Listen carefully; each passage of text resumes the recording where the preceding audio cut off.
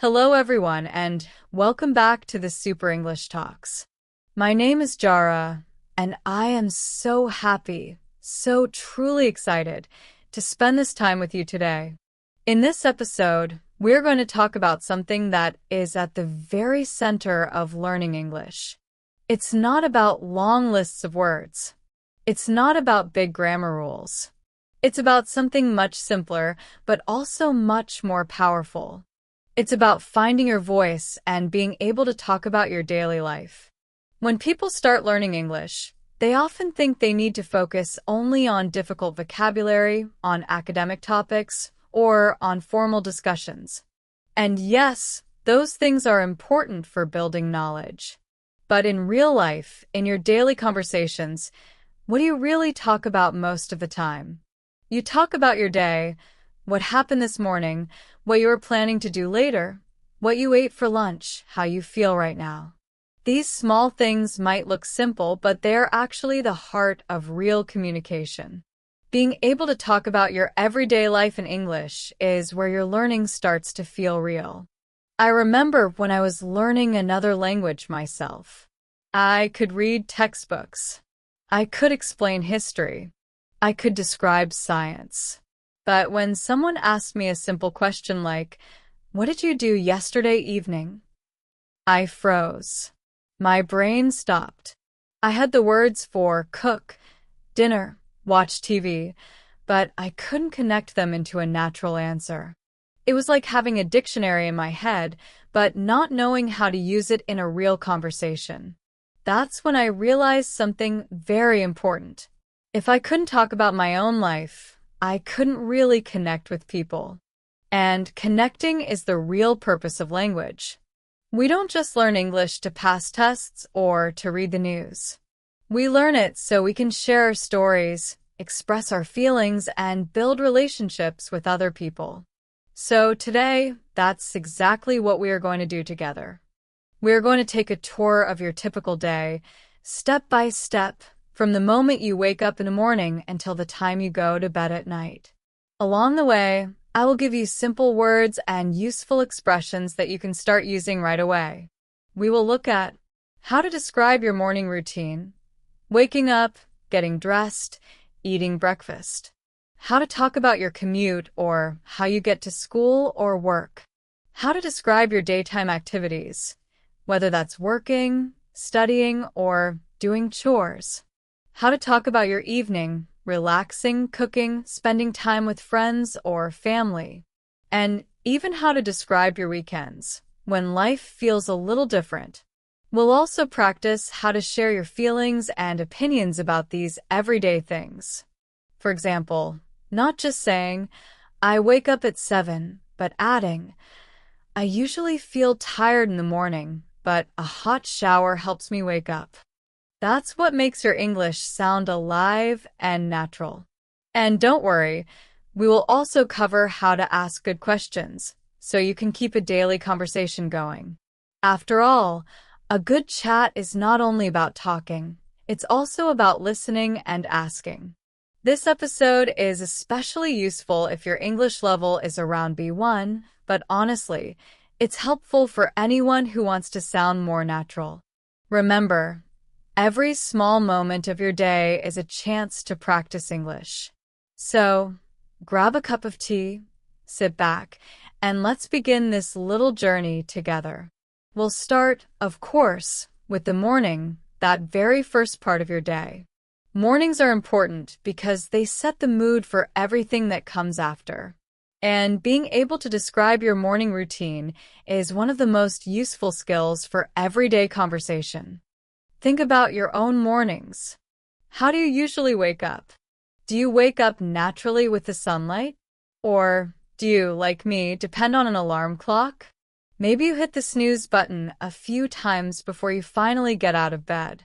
You could say, "My alarm goes off at 6 a.m., but I usually stay in bed for another 10 minutes.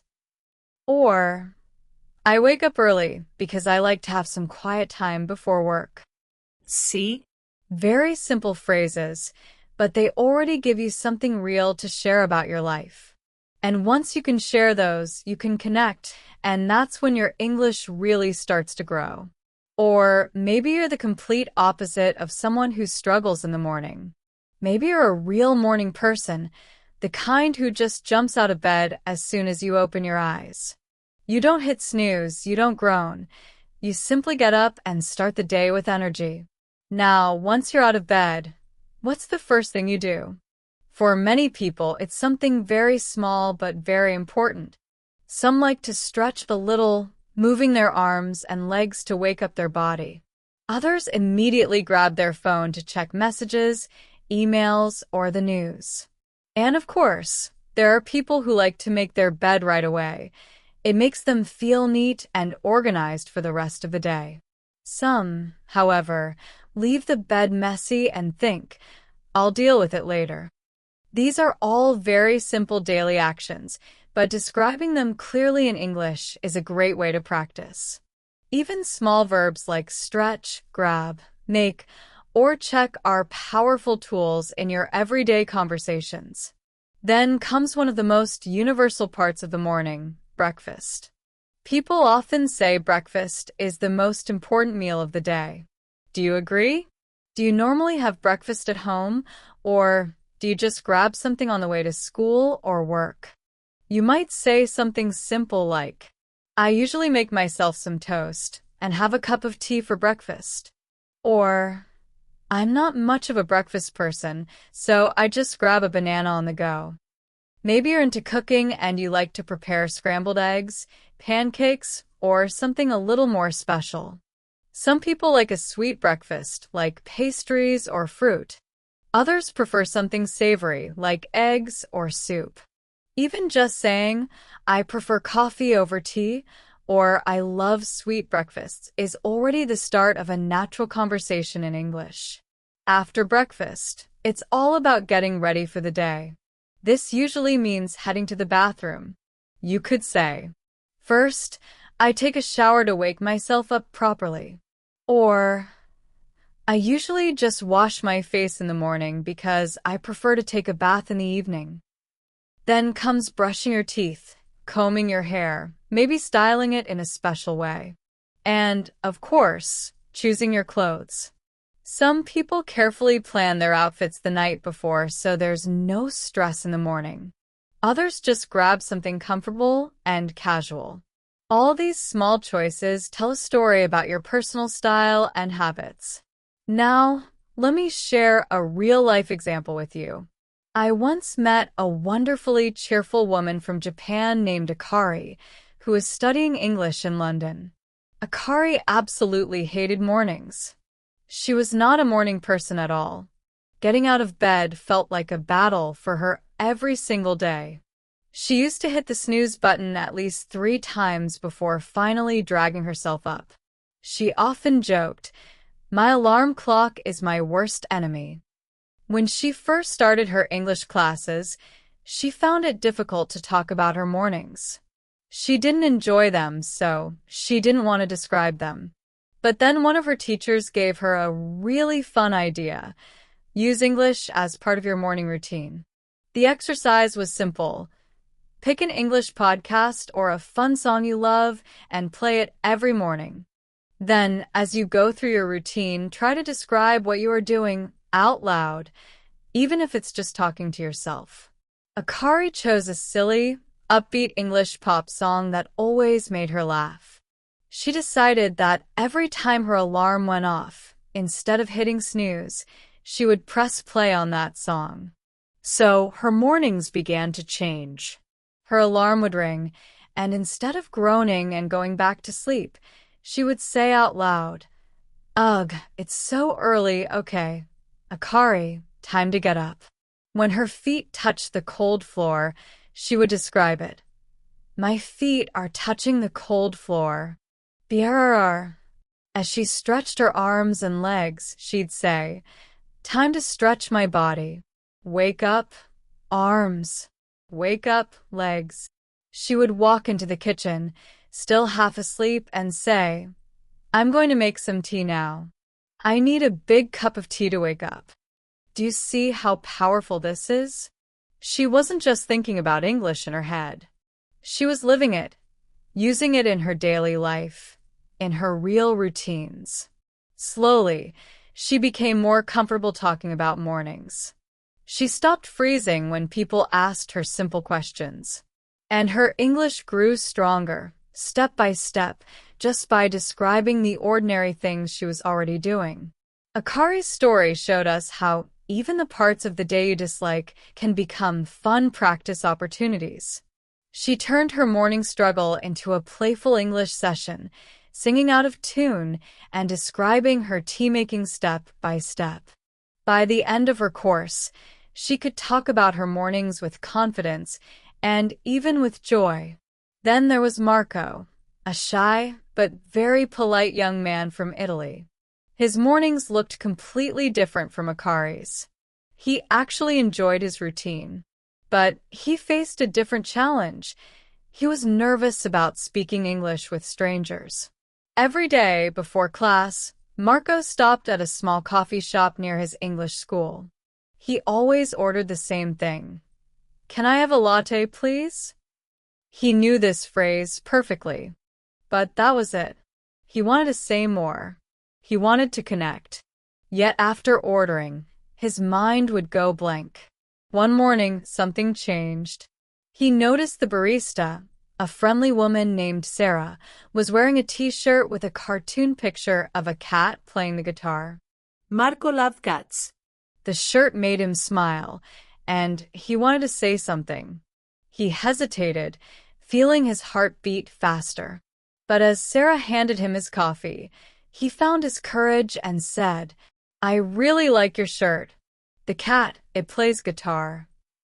Was it perfect English? No. But did it matter? Not at all. Sarah understood him, and she smiled brightly. "Oh, thanks. Yeah, it's my favorite. My cat actually tries to play my guitar sometimes." Marco laughed and replied, "Your cat plays guitar. That's amazing." That tiny moment became a turning point. From then on, Marco gave himself a small challenge. Every morning, he would add one little comment or question beyond just ordering coffee. Nothing big, just something simple. Some days he'd say, "It's quite chilly this morning, isn't it?" Other days he'd point at the pastries. "That croissant looks delicious. Is it new?" And do you know what happened? Slowly, his shyness began to melt away. The baristas, used to quick orders and rushed mornings, seemed to enjoy these little conversations. For Marco, those few extra sentences made his mornings brighter and his confidence stronger. He discovered that even small talk about simple things, a funny t-shirt, the weather, or the food in front of you, can build real comfort in speaking English. It's all about taking those tiny brave steps. Now, after getting ready in the morning, and maybe after breakfast or a coffee stop like Marco's, the next big part of the day for many people is commuting and travel. This simply means getting from one place to another, going to work, heading to school, or even just running errands. Think about your own routine. How do you usually travel? Do you take the bus? Do you ride the train? Do you drive your car, cycle, or simply walk? Each way of moving around has its own set of useful words and phrases. When you talk about your commute, you might describe the traffic. For example, "The traffic is usually heavy in the morning, and I sometimes get stuck in a traffic jam." Or, "I'm lucky. I live close to my office, so I just walk to work. No traffic for me." If you take public transport, you can describe what it's like. For instance, "My commute is pretty long. I take the subway, and it's always crowded during rush hour." Or, "I usually take the bus, and I like to listen to podcasts while I ride." Notice how these simple sentences not only explain your routine, but also open doors to conversation. If you say, "I listen to podcasts on the bus," someone might ask, Oh, what podcast do you like? If you say, I always get stuck in traffic, someone might reply, yes, me too. It's so frustrating. That's how real-life English works. You don't need long, complicated grammar to connect. You just need to talk about the everyday things you already do. Sometimes commuting isn't smooth at all. Public transport can be delayed, trains can stop in the middle of the track, or maybe your car breaks down at the worst possible moment. And while these things can feel stressful at the time, they often turn into interesting stories you can share later. Think about what you usually do during your commute. Do you listen to music or a podcast, maybe even the Super English Talks? Do you read a book, scroll through social media, or just stare out the window, watching the city or the countryside go by? Each little choice adds detail and color when you describe your day. You might say, I usually catch up on my emails on the bus. Or, I love listening to audiobooks during my drive. Or even, I don't really do anything. I just look out the window and let my thoughts wander. All of these are simple, but they make your English sound more personal and real. Let me tell you about Leo, a student from Brazil who was studying in Dublin, Ireland. Leo was a cheerful, friendly guy, but he struggled to start conversations with strangers. Every morning, he took the bus to university. He always saw the same people at the bus stop, and sometimes he wanted to say something, but shyness held him back. His English was good, but starting felt like climbing a mountain. One chilly morning, the rain began pouring down just as the bus approached. Everyone crowded together under the small shelter, trying not to get soaked. Leo noticed an older lady next to him fighting with her umbrella. Without overthinking, he smiled and said, "Oh, it's really pouring, isn't it? Here, let me help you with that." He opened the umbrella for her. The lady smiled warmly and replied, "Oh, thank you, dear." It really came out of nowhere, didn't it? That tiny moment of kindness broke the ice. From then on, Leo and the lady, whose name was Mrs. O'Malley, began chatting every morning while waiting for the bus. At first, their talks were simple. Lovely day today, isn't it? Looks like it might clear up later. Bus is running a bit late today, I think. Sometimes, Mrs. O'Malley even offered him a biscuit while they waited. Over time, those small conversations built Leo's confidence. He got used to her Irish accent, learned to reply quickly without worrying too much, and discovered the warmth of daily human connection. His commute wasn't just a bus ride anymore. It became a little English lesson filled with kindness and smiles. Leo realized something important. You don't always need perfect grammar or big words to start talking. Sometimes, all it takes is noticing something small in your shared surroundings, a delay, the weather, an umbrella, and offering a friendly comment. Now, let's move to another story. This one is about Javier, a Spanish traveler backpacking through the United States. Javier had been in the U.S. for a few weeks, and his English was improving fast. He felt pretty confident ordering food, asking for tickets, and talking with other travelers.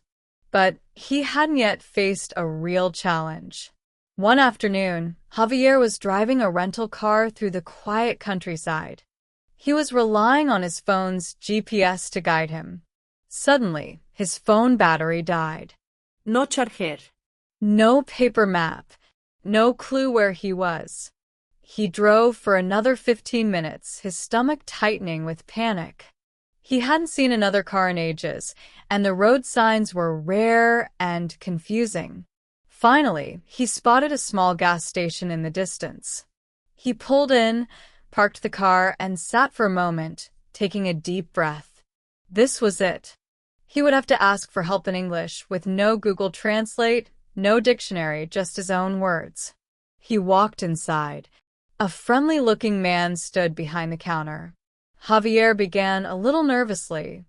Excuse me, my phone it is dead, and I am lost. Can you help me find the way to Springfield? The man chuckled softly. Springfield, huh? Well, there are quite a few of those. Which Springfield are you heading to? Javier blinked, realizing his mistake. He hadn't said which one. His cheeks warmed. Oh, the one with the big university. The man's eyes lit up. Ah, Springfield, Illinois. Got it. No problem. You're actually a bit off course. Here's what you need to do. Head back the way you came for about 5 miles, then take a left at the old mill. After that, keep going straight for about 10 miles until you reach the highway. From there, just follow the signs. You can't miss it. Javier listened intently, trying to hold every detail in his head. But after a moment, he shook his head with an embarrassed smile. Can you say that again, please? And slowly. The man nodded and kindly repeated the directions, this time even sketching a little map on a scrap of paper. Here you go. That should get you there, he said, handing Javier the paper. Javier felt a wave of relief. He thanked the man again and again before heading back to his car. As he drove, he repeated the instructions out loud in English like a mantra. Head back 5 miles. Left at the old mill. 10 miles. Highway. What could have been a disaster turned into one of the best learning experiences of his trip. He picked up real phrases like head back, take a left, follow the road, and hit the highway. More importantly, he gained confidence in asking for help and in admitting when he didn't understand. He discovered that even when you're lost, using English can guide you back on track, and that most people are more than willing to help. It was stressful in the moment, yes, but Javier came out stronger, with not only better English but also a great story to tell. Then we transitioned smoothly. Now, moving beyond commuting or traveling, let's look at the heart of most people's daily routines: work and study life. This is where we spend a huge part of our waking hours, and being able to talk about it in English is key, not just for professional or academic success, but also for feeling like you truly belong. Think about your own day. What do you usually do at work or school? Maybe you start your morning by checking emails, or you spend hours in meetings writing reports or making phone calls. Perhaps you work on projects or handle deadlines. You could describe your responsibilities with simple sentences like, I handle customer inquiries. I'm responsible for managing the team's schedule. If you're a student, your routine might be different. I attend lectures and take notes. I'm working on a research paper this semester. I have to prepare a presentation for class. And, of course, it's not just about tasks, it's also about people. Who do you interact with? Do you get along with your boss, professor, or classmates? You could say, my team is really supportive. I often collaborate with my colleagues on group projects. By learning how to talk about these daily responsibilities and relationships, you build the vocabulary you need to share your world in English, clearly and confidently. Small talk around the office water cooler, or during a study break, is also part of daily life. Asking questions like, how's your day going? Or, did you have a busy morning?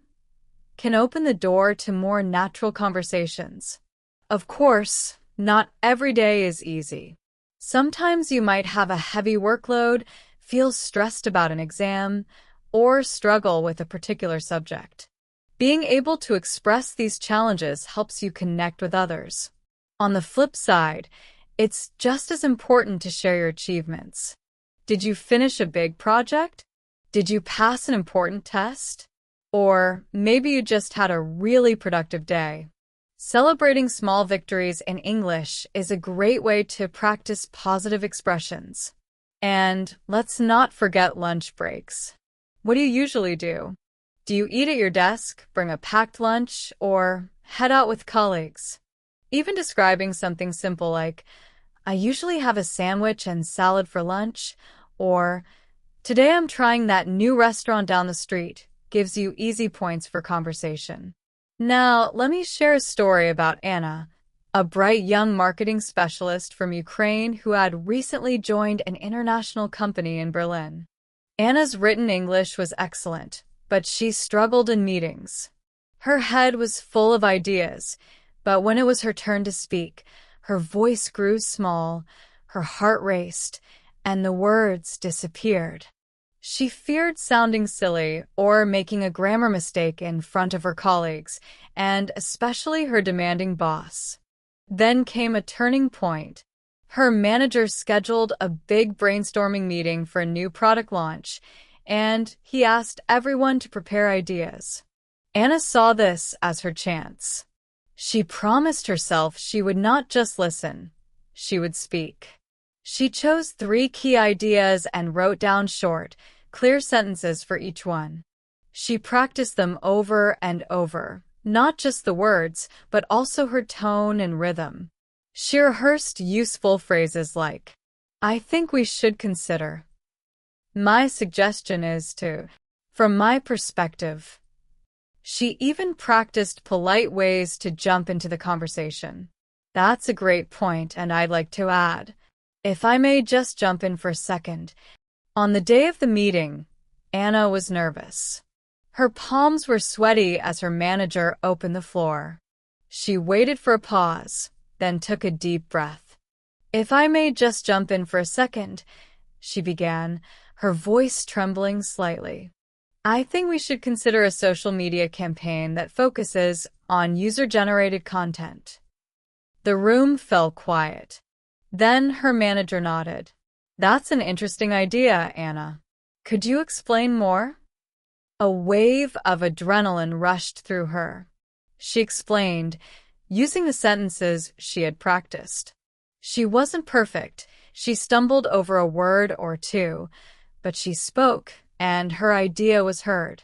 By the end of the meeting, she had spoken 3 times, and one of her suggestions was chosen for further development. That day, Anna learned a powerful lesson. Even if your English isn't flawless, your ideas matter. With preparation and courage, your voice can make an impact. The feeling of accomplishment for Anna was immense. She realized that preparation, even just a few key phrases and the courage to take that first step, can truly break the ice and make your voice heard in a professional English setting. It was a huge win for her confidence, proving that even a small contribution can have a big impact. Now, let's shift from the workplace to the world of study, which brings its own set of challenges. Carlos, a bright engineering student from Colombia, was pursuing his master's degree in Canada. He had no problem understanding his professors or reading textbooks. But when it came to study groups, he felt completely stuck. His classmates, Canadians, Indians, and Chinese students, would discuss complex problems at lightning speed. Carlos could follow the words, but by the time he formed a question or thought of a point to share, the conversation had already moved on. He often sat there thinking, I know the answer. I have a question, but it's too late. One evening, after a particularly silent study session, Carlos admitted his frustration to his Canadian classmate, Sarah. I feel so slow, he confessed. I understand, but I can't jump in. Sarah, being kind and practical, suggested a simple strategy. Don't wait for the perfect sentence.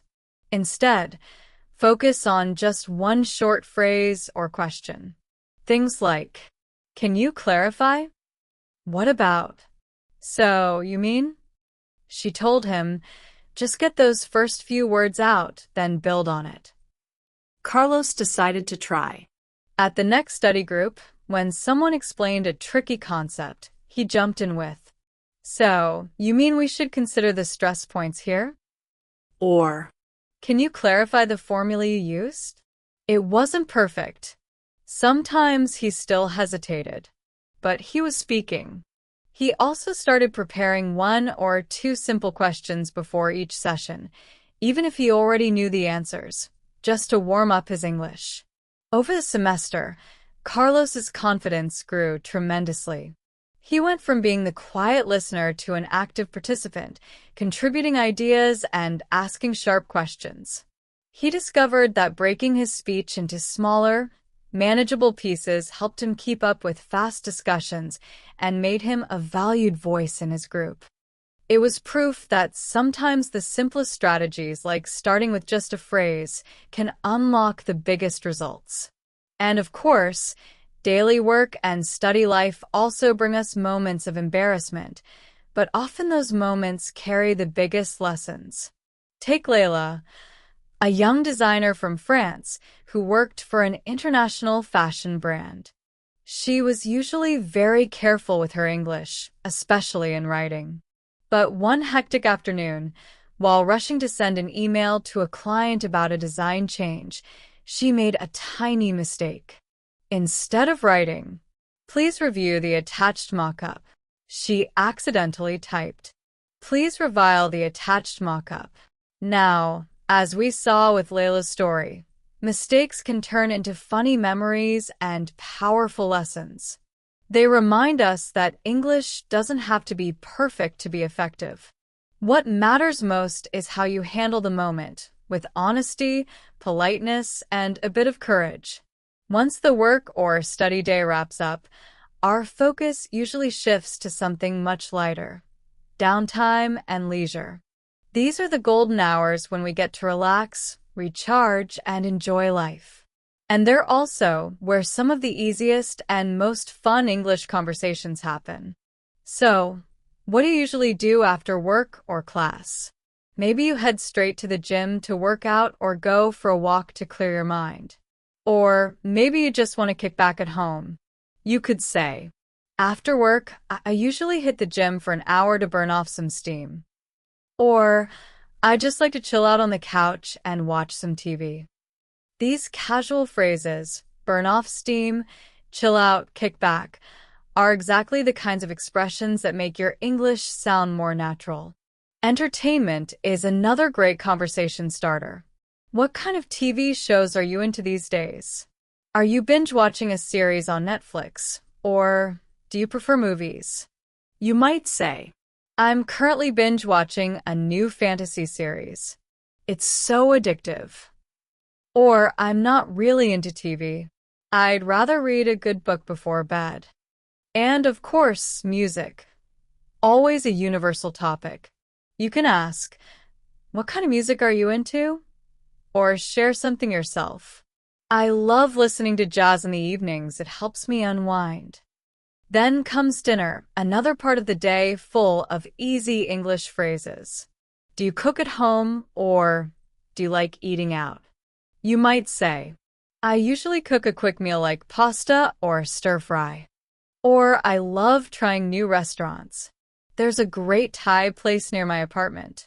Food is such a universal topic that it almost never fails to spark conversation. And that leads us to another wonderful story. Describing food with words like spicy, sweet, savory, tangy, or bitter can make your conversations much more vivid. And food isn't just about flavor. It's about who you share it with. Do you usually have dinner with your family, your flatmates, or do you sometimes eat alone? Spending time with family and friends is another big part of downtime. What activities do you do together? Maybe you play board games, have movie nights, or just chat over a cup of tea. You might say, "We often have friends over for dinner on the weekends," or "My family and I like to go for walks in the park after dinner." These simple, everyday interactions are where a lot of natural English conversation happens. And finally, bedtime routines. Do you like to read a book? Scroll through social media? Or do you just drift off to sleep as soon as your head hits the pillow? You could say, I usually read for about an hour before I turn out the lights," or "Sometimes I listen to a relaxing podcast to help me fall asleep." Let me share a couple of real-life stories. Jara, a lively student from Spain, was living in London. She loved cooking, but mostly made Spanish dishes. One evening, her flatmate Emma suggested they try making an English dish together, shepherd's pie. The recipe was in English, and Jara soon realized she didn't know many of the cooking verbs. "What does sauté mean?" she asked. "And what's a knob of butter?" Emma laughed and explained, "Sauté means to cook quickly in a little fat, and a knob of butter is just a small lump." Each step in the recipe became a mini English lesson. Chop the onions, mince the garlic, simmer the sauce, mash the potatoes. At one point, Jara added way too much salt. "Oh no, I've oversalted it," she exclaimed. Emma tasted it and made a face. "Yeah, that's a bit salty. Never mind, we can fix it by adding water." Despite the salty mishap, they laughed all evening.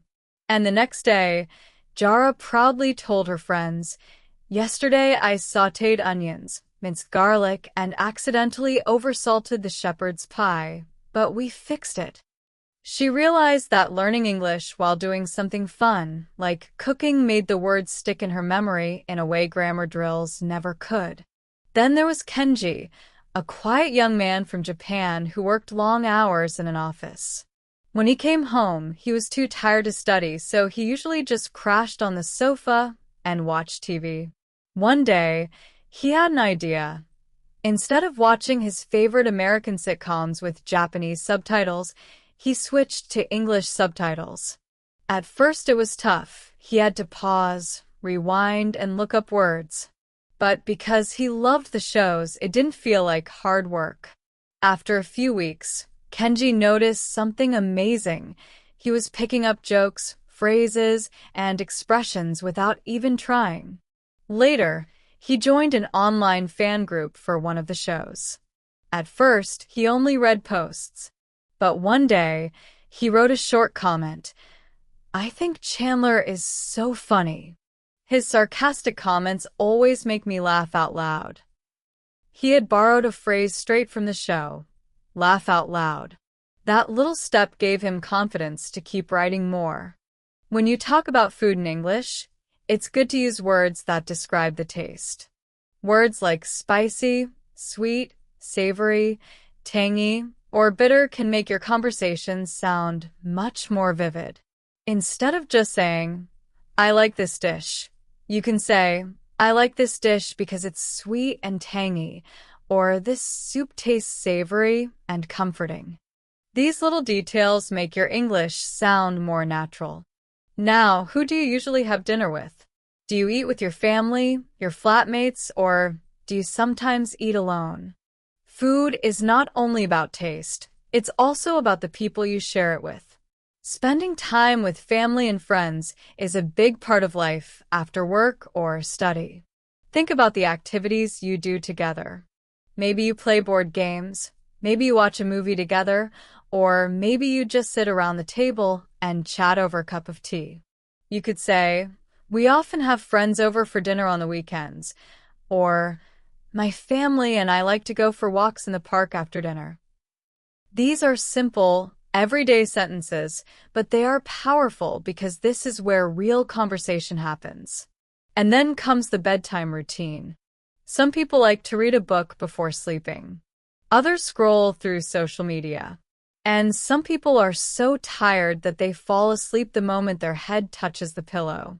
You could say, "I usually read for about an hour before I turn out the lights," or "Sometimes I listen to a relaxing podcast to help me fall asleep." These are all very natural ways to describe how you end your day. Now, let me share a story with you. Jara was a lively student from Spain who had moved to London. She loved cooking, but she usually cooked Spanish recipes that she already knew well.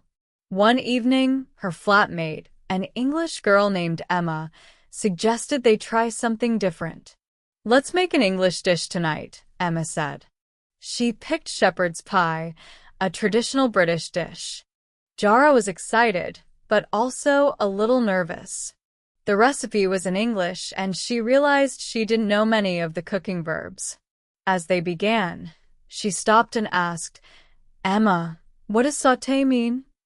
Emma smiled and explained, "Sauté means to cook quickly in a little fat."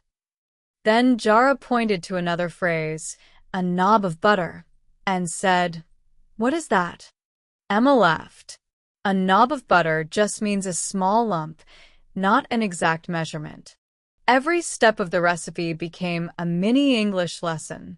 Emma said, "First, chop the onions." Jara repeated, "Chop the onions." Then Emma said, "Now mince the garlic." Jara asked, "Mince means cut into very small pieces, right?" Emma nodded. They went on with words like simmer, mash, season, and grate. Jara practiced saying them aloud as she cooked. At one point, she made a mistake and added too much salt. She tasted it and shouted, "Oh no, I've oversalted it." Emma tasted it too, made a funny face, and said, "Yeah, it's a little salty. But don't worry, we can fix it by adding some water." Even though the food didn't turn out perfectly, they had a great time. The kitchen was filled with laughter, good smells, and English words. The next day, Jara proudly told her friends, "Yesterday I sautéed onions, minced garlic, and accidentally oversalted the shepherd's pie, but we fixed it." That one evening of cooking gave Jara more confidence with English cooking verbs than reading any textbook. She learned that making mistakes is part of the process, and even mistakes can become funny, memorable learning moments. Now, let me tell you about Kenji. Kenji was a quiet young man from Japan. He worked long hours in a busy office, and when he got home, he didn't have much energy for formal English study. All he wanted to do was sit on the sofa and watch TV. For a while, he felt frustrated because his English wasn't improving. Then one day he thought, "I spend hours watching American sitcoms with Japanese subtitles. Why don't I try switching the subtitles to English instead?" So he tried it. At first, it was really difficult. He had to pause the video, rewind it, and look up words in a dictionary. But because he was watching shows he loved, it didn't feel like studying. Slowly, week by week, he began to notice something amazing. He was picking up common phrases, everyday expressions, and even jokes without forcing himself to memorize them. Then Kenji took another step. He joined an online fan group for one of his favorite shows. At first, he only read the comments other fans posted. But after some time, he decided to write his own short message. He wrote, "I think Chandler is so funny. His sarcastic comments always make me laugh out loud." The phrase "laugh out loud" was something he had heard in the show many times. By using it himself, he felt like he was part of the group. That small step of writing gave him confidence. From then on, he started writing more and more in English, not because it was homework, but because it was fun. Jara learned English through cooking. Kenji learned English through TV and online conversations. Both of them discovered that downtime activities, things you already enjoy doing, can become powerful ways to practice English. So, think about your own free time. What do you love doing? Cooking? Watching TV? Playing games? Reading books? If you connect those hobbies with English, you'll find yourself learning naturally, almost without realizing it. And just like Jara and Kenji, you'll see that mistakes aren't failures. They're simply steps forward in your learning journey. Slowly, Kenji started replying to other people's comments in the online fan group. At first, it was just short sentences like, "I like this character," or "that joke was funny." But over time, he started having longer, simple written conversations about the show. After a while, he even joined voice chats with other fans from different countries. At first, he was nervous about speaking, but he soon realized that talking about a shared interest like a TV show made practicing English feel natural. There was no pressure to speak perfectly. He didn't have to think about grammar rules. Instead, he focused on the story, the characters, and the jokes.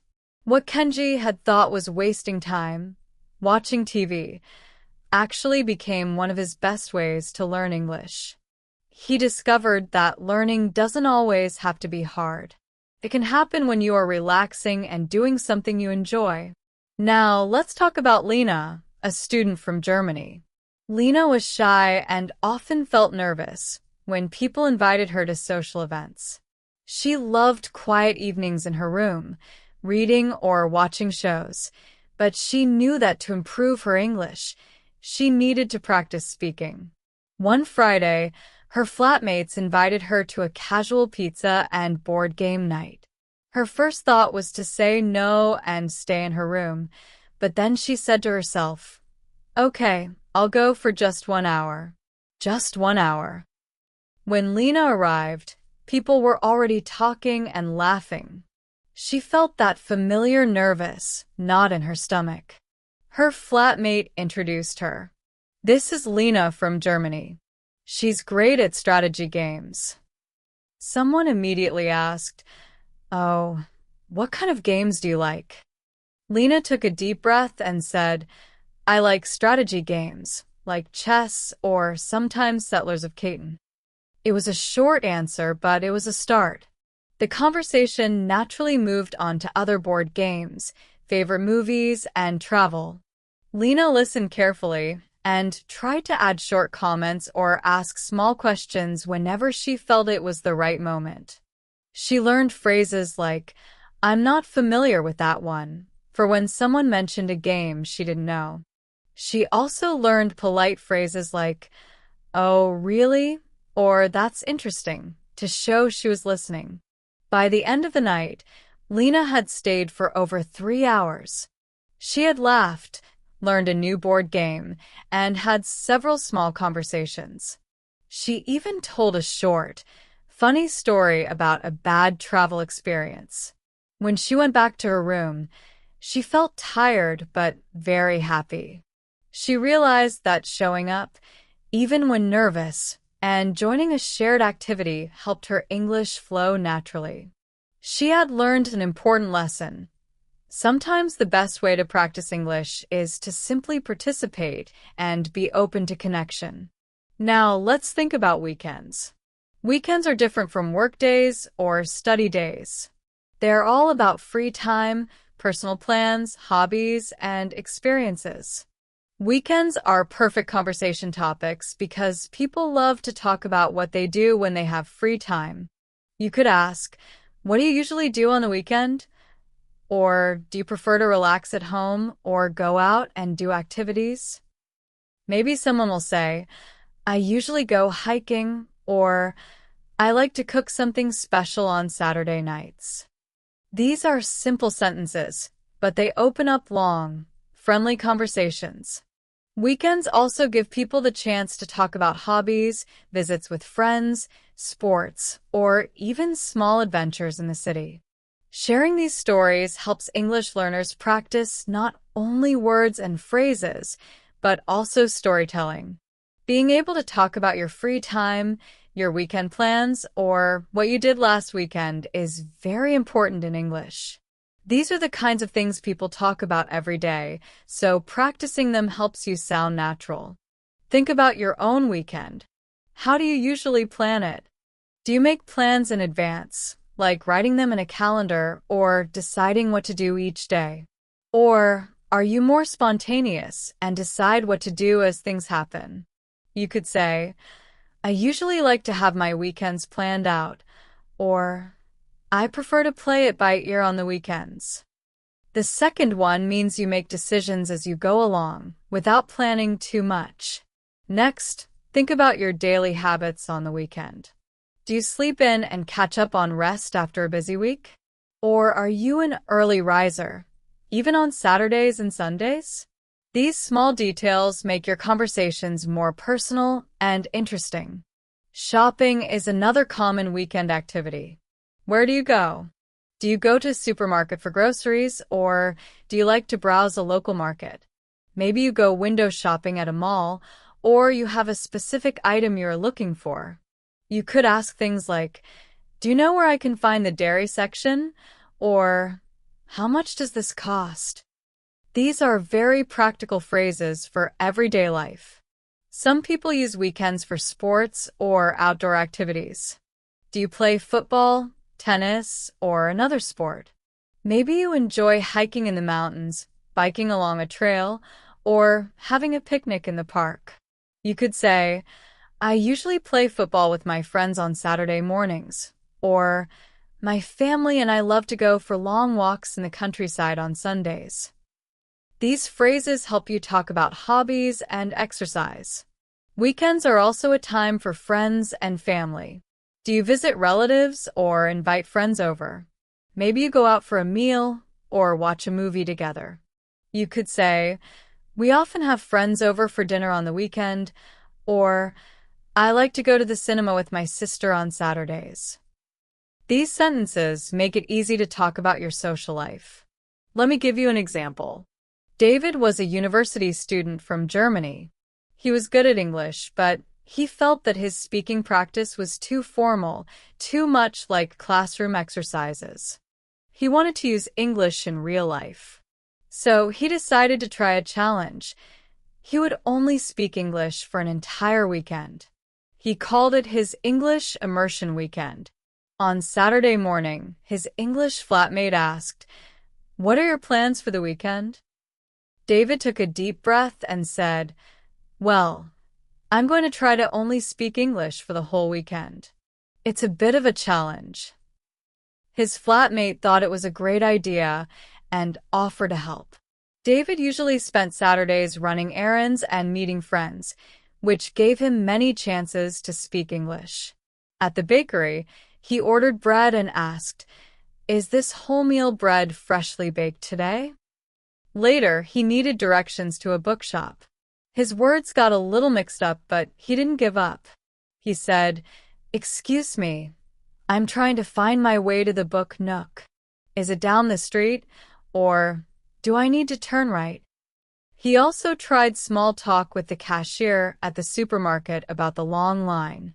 The hardest moment came Saturday evening when he went out with friends. Some were native English speakers, and some were other international students. The conversation was fast, and sometimes David felt left out. But he remembered his challenge. Every few minutes, he tried to say at least one sentence. He used phrases like, "Oh, that's interesting," or "Tell me more about that," to stay involved in the conversation. By the end of the weekend, David felt proud. He had spoken English in many real situations. He made mistakes, but he also learned a lot. He realized that using English in real life, step by step, builds confidence and makes speaking feel natural. David even tried telling a short, simple joke on Sunday. It wasn't perfectly funny, but a few people laughed. And that was a victory for him. By Sunday evening, he felt tired, but also very proud. He had made mistakes, stumbled over words, and sometimes felt awkward, but he kept speaking English. He realized that real conversation wasn't about being perfect. It was about trying, making mistakes, and learning from them. He found new ways to say things and gained a lot of confidence. His English immersion weekend became a memorable step in his language journey. Now, let's look at Maria, a lively artist from Mexico. She had recently moved to a small town in rural England. She loved exploring new places and connecting with the local culture. The town had a charming farmer's market every Sunday. Maria wanted to buy fresh food and also practice her English with the sellers. At first, she felt nervous.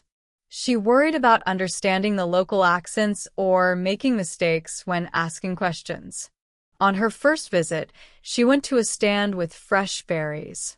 She pointed at a basket and asked, "How much is this?" The farmer, a friendly older man with a strong local accent, replied quickly. Maria heard 2 pounds, but wasn't sure about the rest. She waited, then bravely said, "Sorry, can you say that again a bit slower, please?" The farmer smiled and repeated, "Oh, that's 250 for the punnet, love." Maria repeated, 250. Try and get the sounds right. She then saw some handmade soaps and asked, "Are these soaps homemade? And what smell is this one?" The farmer explained, "Yes, they're all made by my daughter. This one's lavender, and this is rose." Over the next few weekends, Maria made visiting the market her special English practice time. She learned to ask, "Is this locally grown?" when looking at vegetables. She learned the word bunch for flowers and loaf for bread. She also learned to ask, "Do you take card?" when paying. One day, she saw a beautiful handmade wool scarf. It was a bit expensive, but she wanted to try using a more advanced phrase she had heard. Taking a deep breath, she asked, "Is there a little bit of room for negotiation on this?" The seller laughed. "Well, for you, my dear, I can take £1 off." Maria was thrilled. She not only bought a beautiful scarf, but also successfully used a polite, advanced English phrase.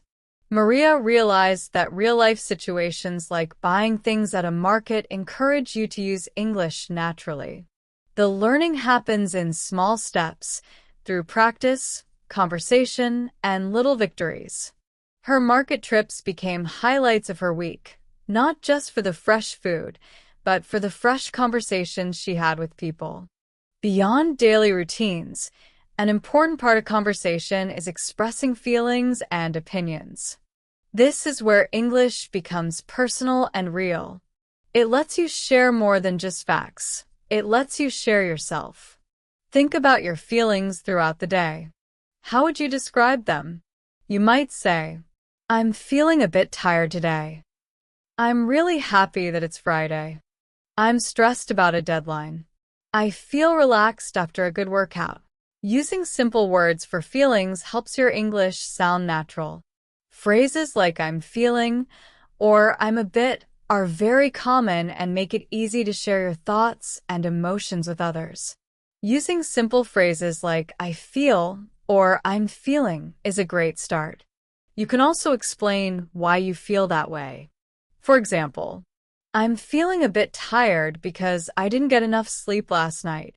I'm really happy because I finished a big project at work."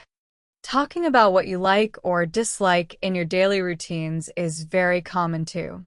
For example, "I love my morning coffee ritual. It helps me start the day." "I can't stand heavy traffic. It really annoys me." "I prefer cooking at home to eating out.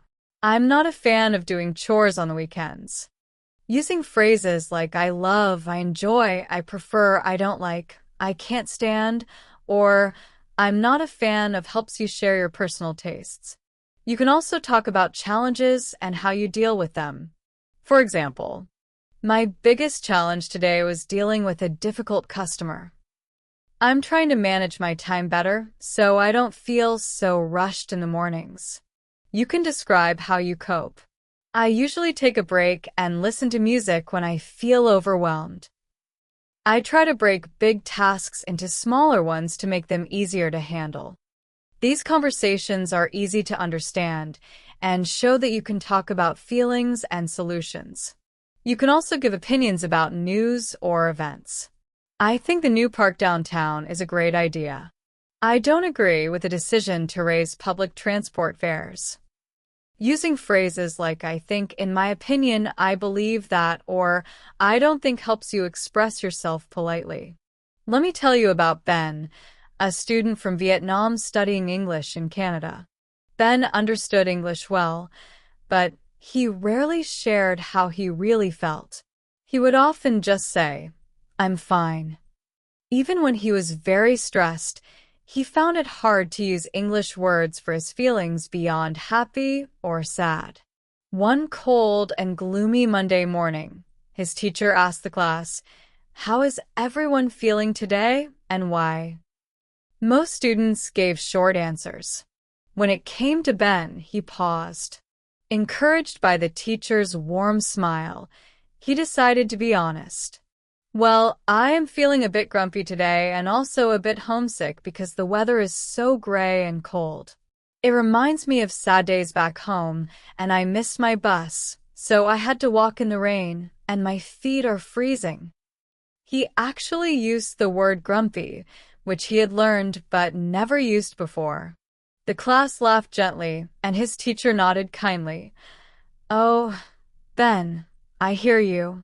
It's definitely a bit miserable out there today. Anyone else feeling that way?" Suddenly, other students started sharing their own feelings. Ben felt a huge sense of relief. He realized that saying his true feelings, even negative ones, made him more human and relatable.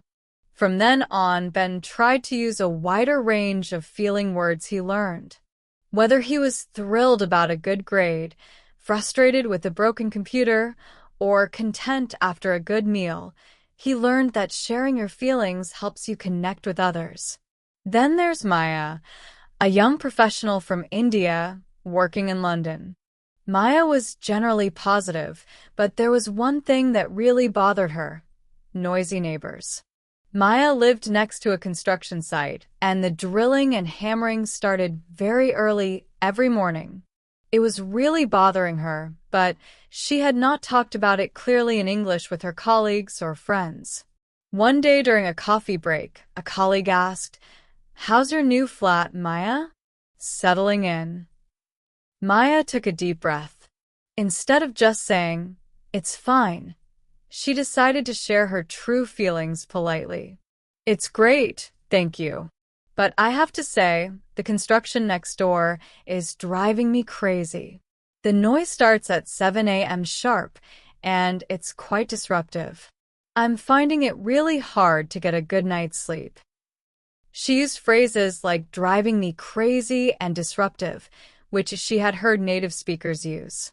Her colleague immediately understood. "Oh, I know what you mean. Construction noise is the worst.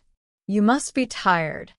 They chatted for a few minutes about ways to deal with the noise, like using earplugs. Maya felt much better after expressing her frustration. She realized it wasn't about complaining, it was about sharing a common daily problem. By using specific words to describe her feelings and the situation, she could connect more deeply with people and even get helpful advice. This showed her that sharing opinions and feelings, even negative ones, is an important part of building friendships and trust. In any good conversation about daily life, it's not just about sharing your own stories, it's also about engaging with others. This brings us to the importance of questions and common phrases for everyday conversations. Knowing how to ask questions, respond, and keep the conversation flowing is very important. When someone tells you about their day, you can show interest and ask for more details. Simple questions are your best friend. For example, if someone says, "I had a busy morning at work, huh?" you can follow up with, "Oh, really? What kept you busy? Was it a good day?" If they mention a weekend activity, you could ask, "Sounds fun. Who did you go with? What was your favorite part of it?" Using phrases like, "Oh, really? Sounds interesting. Tell me more about that." Or, "How was that?" shows you are listening and encourages the other person to share more. Asking about general updates is also common. You can say, "So, what have you been doing lately? How's everything going with you?" If you want to ask about plans, you can say, "Any exciting plans for the weekend? What are you doing later today?" It's also important to know how to respond naturally. If someone asks you a question, give more than a one-word answer. For example, if someone asks, "How was your day?" instead of just saying "good," you could say, It was pretty good. Actually, I managed to finish that big report I was working on, so I'm feeling relieved. This invites another question and keeps the conversation going. Finally, knowing how to politely end a conversation is a useful skill. You could say, "Oh, well, it was great catching up. I should probably get going now, but it was lovely talking to you. I need to leave now, but let's meet again soon." By practicing these simple strategies, asking questions, sharing feelings, and ending conversations politely, you can make your English conversation smoother, more natural, and more enjoyable. These phrases like, "I should probably get going now," or "let's meet again soon," show that you are about to leave, but that you still value the conversation. They help end a chat politely and leave a good impression. Let me share a story about Li Ming, a student from China. Li Ming was very good at answering direct questions, but open questions were a problem for him. For example, if someone asked, "So, what do you usually do in your free time?" his mind would go blank. There were too many choices, and he felt pressure to give a perfect, interesting answer. His language exchange partner, a kind English speaker named Sarah, noticed this. She gave him a simple tip. Instead of trying to give a long, detailed answer, just pick one thing to say, and then add a short follow-up sentence or question. For example, when Sarah asked, "Any plans for the weekend?" Li Ming replied simply, "Yes, I think I will visit a museum." Then he quickly added, "Do you like museums?" This small follow-up turned the question back to Sarah, which made it much easier for Li Ming. Sarah shared her museum experiences, and Li Ming listened, learning new words he could use in his next answer. He also learned to say things like, "Oh, that sounds interesting. What kind of museum was it?" This kind of back and forth made conversations feel less like a test and more like a fun game of tennis, where both players keep the ball in the air. Li Ming realized that a good conversation isn't just about how much you talk, it's also about encouraging the other person to speak. When both people are involved, talking becomes easier, natural, and enjoyable. Learning to speak English confidently and naturally is not a fast sprint. It's a long race, a slow but beautiful adventure. Some days, words will come easily. You'll feel motivated, and conversations will flow. Other days, it will feel slow. You might stumble, pause, or wonder if you're improving. This is completely normal. It happens to everyone learning deeply. The key to long-term success is patience. Keep trying, and always remember your deeper reason for learning English. Think of your English like a majestic old tree. A tree doesn't grow tall and strong in a single day. It grows slowly, day by day, through sunshine and rain, through strong winds and quiet moments. Each tiny root it spreads, each new leaf it grows, is a step toward its height and strength. Your English speaking ability is just like that tree. Every conversation you have, every new phrase you learn, every mistake you make and learn from is a small step. Slowly but surely, day by day, you're growing stronger and becoming more confident. These are the small forces, the quiet efforts, that slowly build your English fluency. They connect back to your why, the reason you started learning English in the first place. On tough days, when frustration whispers in your ear and it feels like you are not improving, pause for a moment and remember your reason for learning. Why did you begin this journey? Is it to travel the world and meet people from different cultures? Is it to do better at your job and work on international projects?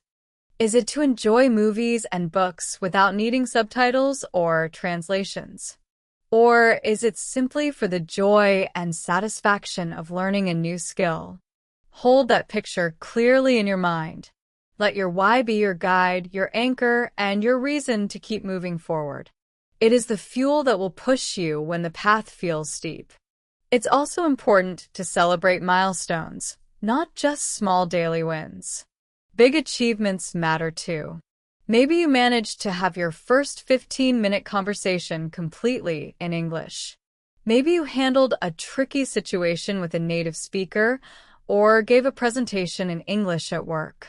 These are huge accomplishments. Don't let them pass by without noticing. Give yourself credit. Celebrate your success with a friend or family member who supports you. These big moments are proof of how far you have come, and they build real, lasting confidence. Finally, embrace the tough middle part of learning. This is the time between being a beginner and becoming really good. It can feel slow and frustrating. You might think, am I really improving? Even when it feels like progress is small, your brain is still working. It is learning, connecting things, and growing deeply. During this tough middle part, every small step counts. Keep showing up. Keep practicing. Keep listening. Even tiny actions like a short conversation, reading a paragraph, or listening to a podcast are moving you forward. Your commitment, your courage, and your steady effort are the true engines of your English-speaking success. Slowly, day by day, you are growing, learning, and becoming more confident. It's not about speaking perfect grammar every single time. What really matters is connection, communication, and the courage to use your voice. When you speak English, you are sharing your ideas, your culture, and your unique self with the world. So, my dear English learners, as we finish this look at how to talk about daily life in English, I want to leave you with a very important thought. Talking about your daily life in English is not just a skill. It is a life-changing journey. This journey makes you more confident. It opens your world and connects you to people everywhere. The words you speak, even if they're not perfect, are strong bridges to new friends, new ideas, and new opportunities. Remember the main message. Be brave, not perfect. Let go of the fear of mistakes. Every mistake is a teacher, a stepping stone towards speaking easily. Focus on keeping the conversation going and expressing your ideas, not making flawless sentences. Here are some practical ways to keep improving. Train your brain to think in English directly, without translating. Become a phrase hunter, collecting groups of words that sound natural. Practice shadowing. Copy how native speakers speak, including their rhythm and intonation. Actively speak. Talk to yourself. Record your voice and summarize what you hear. Take every opportunity to speak, big or small. You have already come so far. You can read English, you can probably write it, and now it's time to make it come alive through speaking. The journey may feel long sometimes. There will be easy days and hard days, but it is worth it. Every word you speak, every sentence you form, is building a brighter, more connected future. Thank you so much for joining me today on Super English Talks. I hope this episode has given you courage, inspiration, and practical ways to improve your speaking. If you found it helpful, please like this video. Your likes help the podcast reach more amazing learners just like you. Also, comment below with one new way you will practice English this week or a small speaking success you've had. I love reading your stories. They inspire future episodes. Finally, please subscribe to Super English Talks so you don't miss tips, lessons, and inspiring stories. Your support helps us create more valuable content for our community. Keep listening, keep learning, and most importantly, keep speaking. Your voice in English is beautiful, and the world is waiting to hear it. Until next time, happy speaking.